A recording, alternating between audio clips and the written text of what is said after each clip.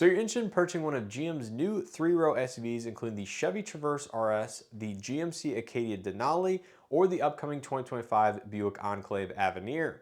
Well, in this video, I'm going to compare all three of these models and tell you some of the standard equipment that you're going to get on all three vehicles, some of the differences in terms of features and options that you'll find on one versus the others, and also tell you some of the exclusive features that you'll find on the Buick Enclave Avenir and will not find on the Traverse or the Acadia. And then finally, we will wrap up this video with the exact pricing information between all three of these vehicles and tell you which one might stand out as being an exceptional value in the lineup versus the other two.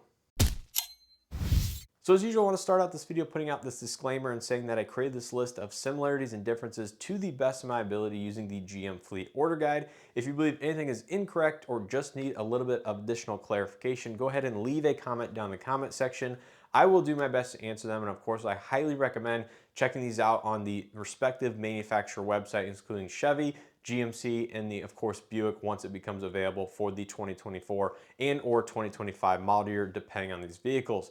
Now, I also do want to mention that I'm using the 2024 information for the Traverse RS as well as the GMC Acadia Denali, where I'm using the 2025 model year information for the upcoming Enclave Avenir, because that vehicle is starting out as a 2025 versus these other two, which are actually currently available on local dealership lots. So I don't necessarily expect anything to really majorly change for 2025 on those other two vehicles, because these are the most fully loaded form factors of those two. If it was a lesser trim, there could be some slight packaging tweaks, and there still could be some packaging tweaks, but I think being the most fully loaded versions of those vehicles, I don't expect anything major to change. So if you're looking at a 2025 in the future here on this video, I will go ahead and leave some updated information down in the description and or in the comment section if anything does change majorly with this video. But overall, I think this video will remain relevant for the entire 2025 model year. So first up, I want to cover some of the standard equipment that you're going to get on every single Traverse RS, Acadia Denali, or Enclave Avenir. Then we'll move into each vehicle in specific, tell you some of the either standard and or optional equipment that is either exclusive or found on some of the other vehicles, depending on which one you're looking at. And then of course, get into that exact pricing information that I mentioned at the beginning of this video. So looking at the standard equipment that you're going to get on all three of these vehicles, you're going to find adaptive cruise control, enhanced lane keeping assist with lane departure warning, HD surround vision camera system, rear pedestrian alert, side bicyclist alert, traffic sign recognition, enhanced automatic emergency braking with intersection emergency braking, reverse automatic braking, as well as the safety alert seat. And of course, you will get things like high beam assist as well. Now moving on to some of the creature and convenience features, you're going to get the infotainment system with Google integration. Now, of course, all three of these vehicles have a totally different infotainment screen layout, but all of them will have Google integration in their respective form factors. So that will be across the board, as well as wireless Android Auto and Apple CarPlay. You'll get Sirius XM OnStar capability with connected services, Wi-Fi hotspot, digital cluster, keyless open with push button start, remote start, heated front seats for the first and second row with ventilated seats for the first row, heated steering wheel, power tilt telescopic steering column, hands-free power liftgate, 8-way power driver seat with 4-way power lumbar, and a 6-way power passenger seat with 4-way power lumbar, LED projector headlights with LED taillights, active noise cancellation, tri-zone automatic climate control, auto-dimming interior as well as the driver's side exterior mirror, heated wiper park, power folding side mirrors, 120 volt power outlet on the inside, rain sense wipers, as well as a wireless phone charging pad. So that is going to be found on every single Traverse RS, Acadia Denali, as well as Enclave Avenir. Now moving into the vehicle specific standard features that you're going to find on one, two, or several of these vehicles. I'll go ahead and start out with the Traverse RS. I've gone ahead and listed the features that you'll find on this vehicle as standard equipment, no additional charge, and then in parentheses, it'll either say not available or optional depending on the other respective model that this feature is found on. So for example, Super Cruise is standard on every single Traverse RS, where it is going to be both optional on the Acadia Denali as well as the Enclave Avenir. You're going to get the rear camera mirror as standard equipment, once again optional on the other two. Panoramic power sunroof is standard equipment, that is optional on the Acadia, standard on the Enclave Avenir. 22-inch alloy wheels, once again optional on the Acadia, standard on the Enclave. And then finally, you're gonna get the trailering package as standard equipment that is actually gonna be optional on the Enclave, standard on the Acadia. So that is the Traverse RS. Now moving over to the Acadia Denali, you're gonna get heads-up display as standard equipment that is actually not available on the Traverse, also standard on the Enclave. You're gonna get a slightly upgraded 12-speaker Bose audio system versus the 10-speaker in the Traverse RS, and a slightly nicer one in the Enclave Avenir. The 16-speaker is optional on the Acadia, standard on the Enclave. And then finally, you do have the trailering package, which I just mentioned, is standard on the Acadia Denali, optional on the Enclave. Now finally, moving into the Enclave Avenir standard features, you're gonna get heads-up display, which I already mentioned. You're gonna get the 16-speaker Bose premium audio system, which is once again optional on the Acadia.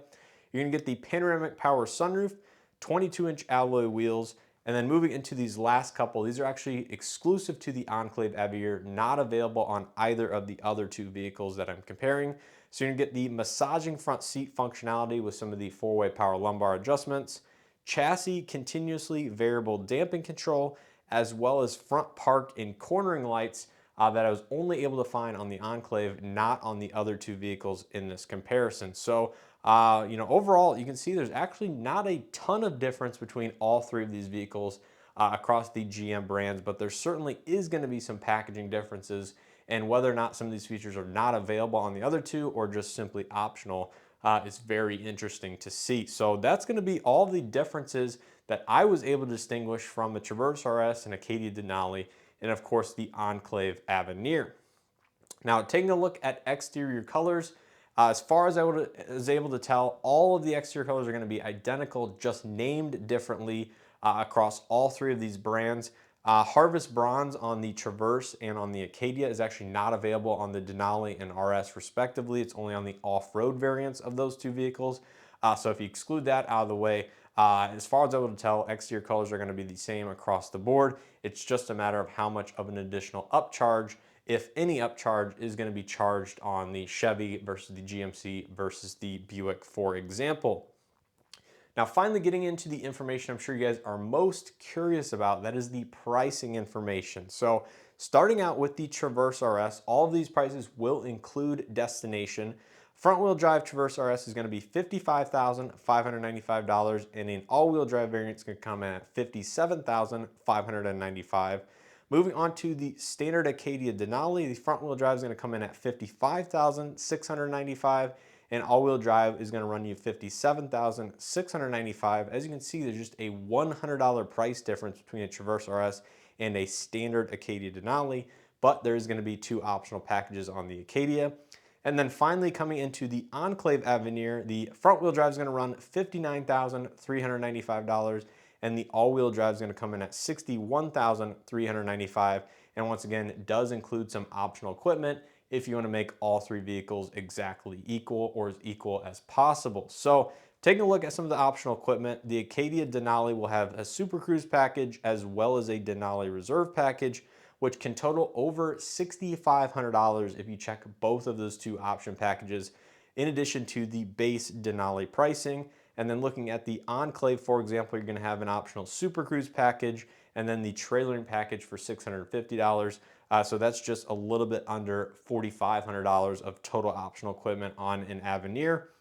So looking at all three vehicles in their most fully loaded forms with all of the optional equipment boxes checked, the Traverse RS is going to come in at $57,595. The Acadia Denali with the Reserve package and Super Cruise is going to be $64,315, and the Enclave Avenir is going to be $65,775.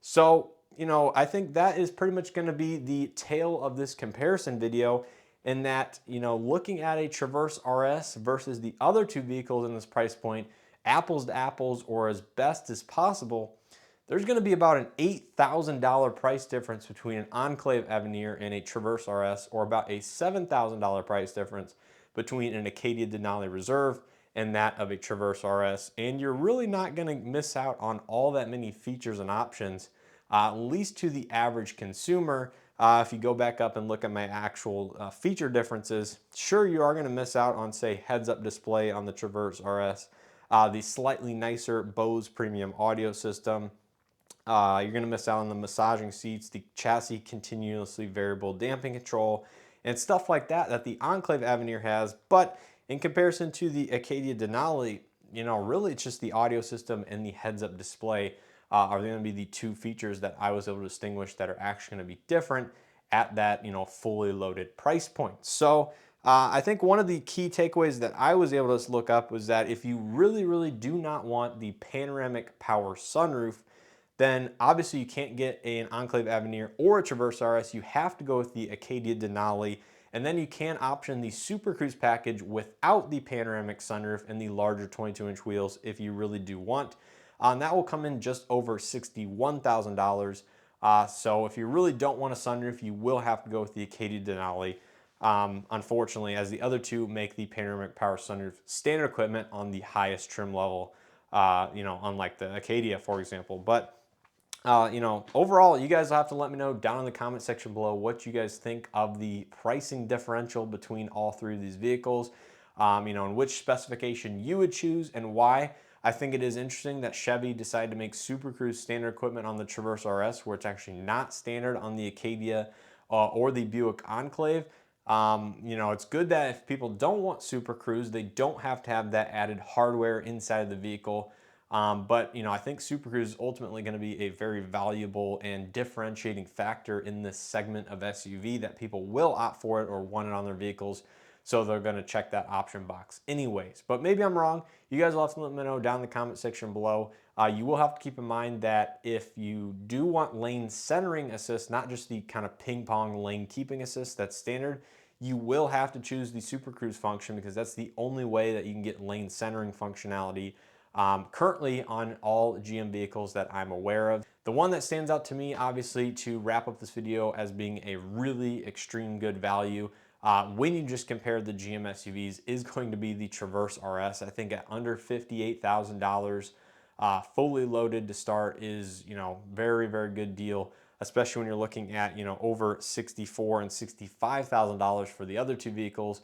I think the, chassis dampening control is a really valuable feature for, ultra comfort side of things, but I'm not sure it's worth the price differential from that of the Traverse RS. And actually, believe it or not, I think the Traverse RS actually looks the best from what I've seen between Acadia and Traverse. I really like the exterior design of the Traverse over that of Acadia, and actually do not like the interior of the Acadia with the kind of more vertical and or square infotainment screen.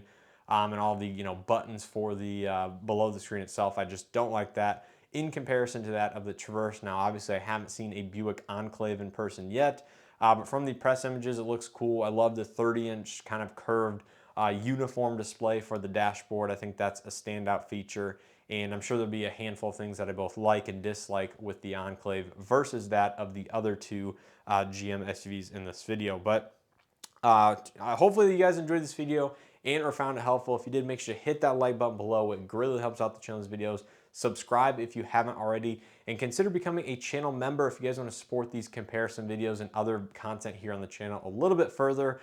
And you can leave a super chat down in the comment section below. This video did take several hours to create and compile all this information, going through the order guides and actually, making sure I got everything correct as of me filming this video. But again, if you believe anything is incorrect, feel free to let me know down in the comment section below. But hopefully this is valuable information if you are going to be considering one of these three GM SUVs, either for 2024 and or 2025, like I mentioned. But let me know which one you believe is going to be the best pick, or which one you would choose if you're in the market for the most fully loaded three-row midsize SUVs from GM at this time. They are going to be fairly pricey, especially when you still compare them to some of the competition, which comes in at a lower price point and gives you certain features that are still not found on GM, for example, meaning like ventilated second row captain chairs. All of these will be 7-passenger configuration, 8 passengers not available in the fully loaded form factors.